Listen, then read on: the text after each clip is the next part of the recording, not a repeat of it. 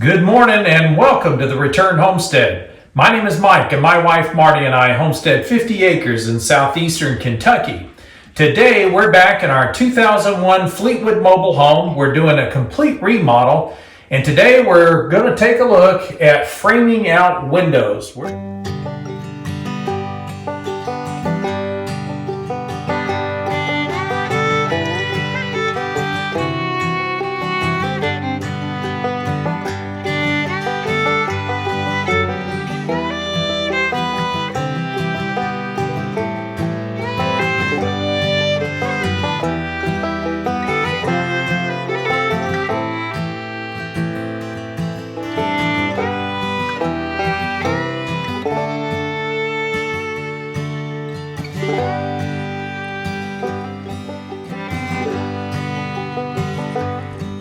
going to show you one way to finish off all of the edges of these windows and hide all of this rugged drywall. When it comes time to frame up your windows, you need to consider all of the different planes that you have to work with and make sure that you're keeping all of them square, even, and that they're completely covering up all of the rough edges. So our problem here is that we've got a multi-layered wall. We've got a stud, and then we've got VOG, and then drywall. And this edge is just an absolute mess. There's no way to clean this up or polish it up, paint it, and make it look like a good finished window. So rather than trying to dress this up, the idea is to completely cover it with encasing wood. That's going to mean we're going to need a piece of wood over this portion of the frame, and then we'll need another piece of wood over the front edge to actually frame the window out. There are a lot of different ways to frame out a window. We could just case this window, just cover the inside edge and then cover the outside edge and call it done. Most typically you're going to see a window sill or at least a board on the bottom of the window that extends out a little bit further than the edge of the window frame. And that gives you a place to set potted plants or at least some place to support a fan or something in front of the window. And that's the way we're planning on doing this. So we'll be adding our casing around the inside. We'll be trimming out the front edge, inserting a windowsill, and then placing an apron underneath the windowsill to help support it. All told, that's going to give you 8 different surfaces that have to be covered. We want to cover from edge to edge as tightly as we can. And as we lay the boards in, we want to try to use the boards to cover up any seams in between boards. So as we make the transition onto the windowsill, we'll want our inside casing to come down on top of the sill so that it covers the crack in between the sill and the wall. One other design decision, it's really more of a decor decision that Marty and I made. We took all of these 1x3s out of the walls here in the home, and we really didn't have a use for them. We don't use 1x3s in any of our construction, and that left us with a great big stack of boards that we could pull nails out of and clean up, but we didn't have a purpose for them. In the end, Marty decided she'd like to just use the raw wood as trim around the top of the wall. And we're going to be echoing that here inside of the window. So we're just going to be framing this up with raw wood. We may do a little light sanding on it, and then we'll put a finish oil, either a tung oil or a linseed oil on the wood to protect it. So when you're busy working on your remodel, don't be afraid to do things that are a little bit out of the ordinary. You don't have to do this the way that everyone else does. Step 1 is going to be to measure the inside of these window frames and find out just how deep this is. You don't want to measure in just one spot. You need to measure on all 4 edges, and also make sure you take measurements at multiple places along that edge to make sure there aren't any variations in depth. And it looks like on this window we have 2 7/8 inches. So that's what I'll rip the wood down to so that it's a nice even fit. So we've got the board ripped down to 2 7/8. Next, we want to take just one surface at a time. We're going to start up top. We are at 30 5/8. We won't be doing a whole lot of finishing to these boards. We're not looking for perfection here. In fact, Marty and I kind of prefer the rougher cuts of wood. We don't mind seam saw marks. We don't mind a couple of splinters sticking up here and there. I'm just knocking off some of the rougher stuff on this board since it is a piece of trim. I want it to look nice and clean, but we're not trying for perfection here. That looks good. Work a little bit more on this edge where I just cut it.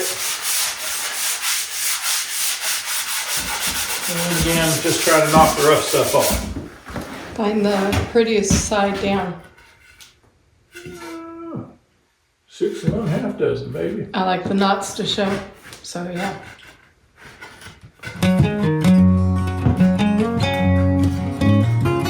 And as typical, I cut it too long. Want the mallet?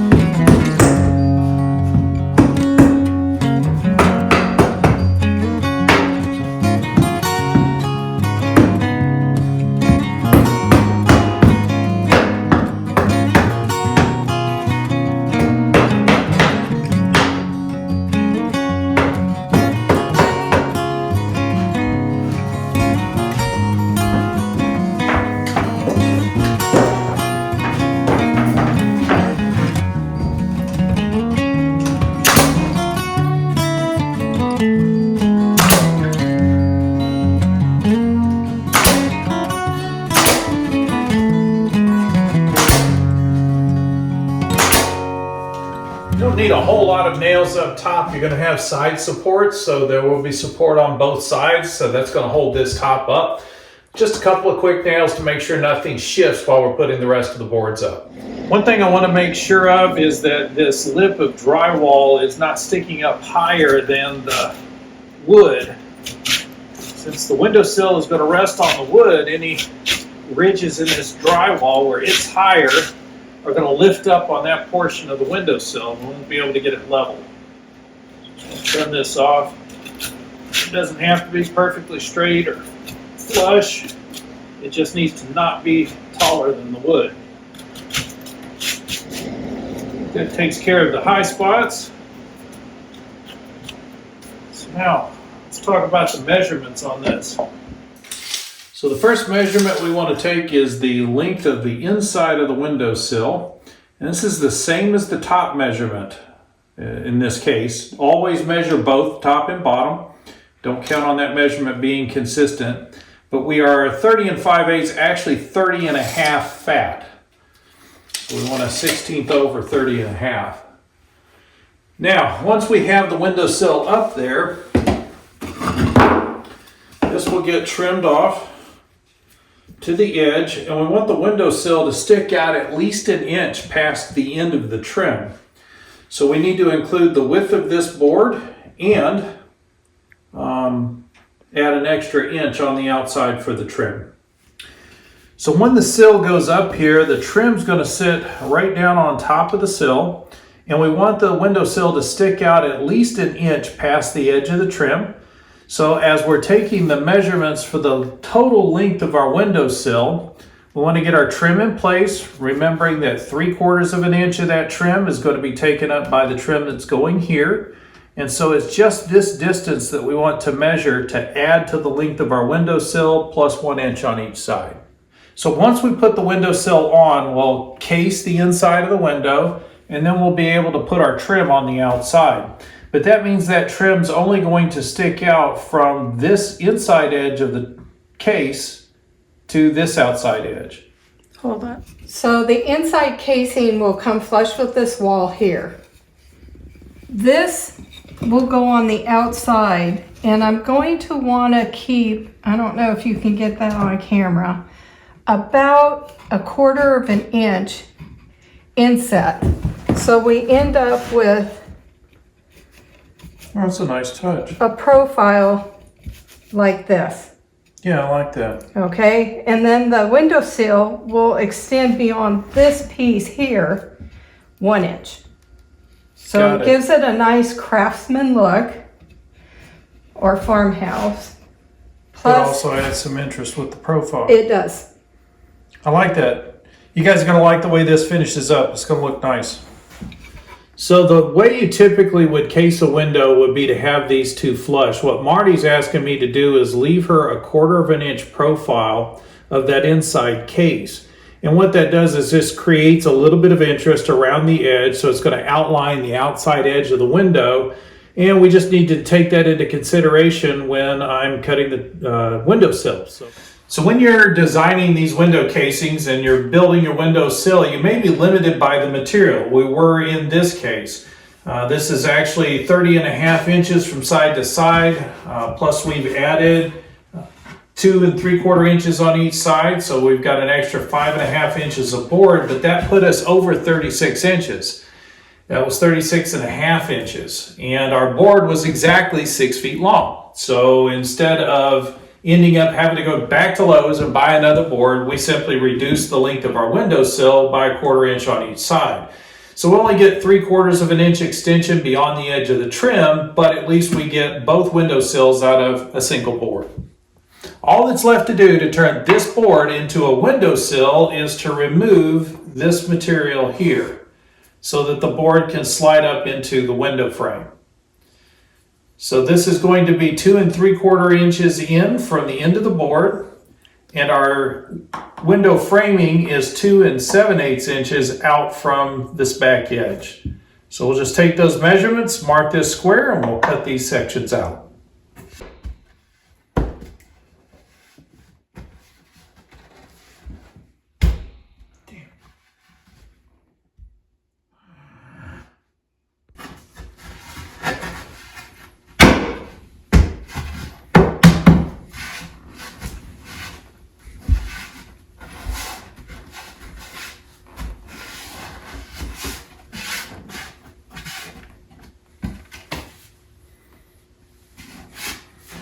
I think that's got it.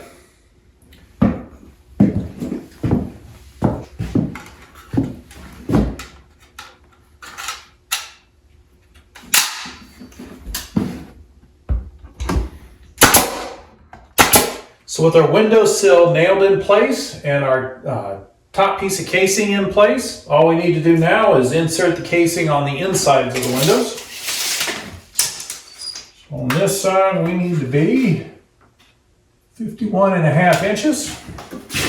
And this side, wow, 51 3/4.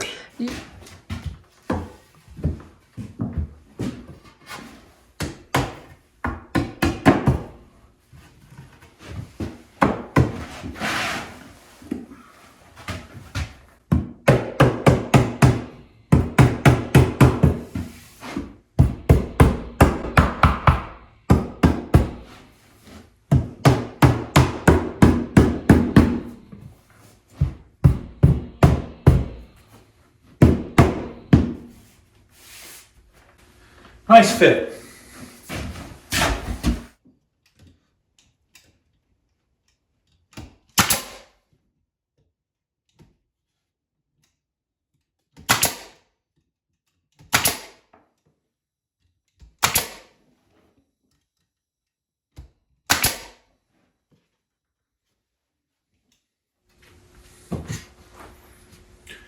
So I measured everything so that it came out flush and even, but I've waited to attach this second side trim piece until I had the top cut. That way I can make small 1/16 of an inch adjustments to make sure I come up flush on the outside here. And that may adjust this gap a tiny little bit, but it won't be visually noticeable.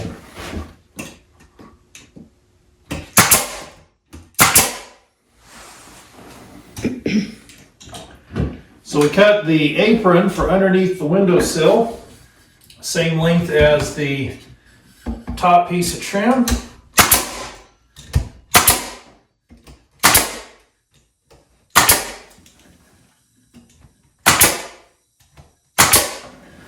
And just like that, we've got a completely cased and trimmed window with a windowsill. And out of mostly scrap wood. And out of mostly scrap wood, yeah. You know, that's the beauty of these projects, is figuring out how to make use of all of this old wood that really, it's not good for construction. It's only 3/4 of an inch thick, but it makes excellent trim. And yes, we could have taken a couple of extra weeks to polish these boards up, run them through a planer, get them on a disc sander and get them perfectly smooth and flat, and put a nice enamel finish on them so that they're completely smooth and white and all the angles meet up perfectly. But that's just not how we build. We prefer things to be functional and beautiful. And we like the look of the raw wood.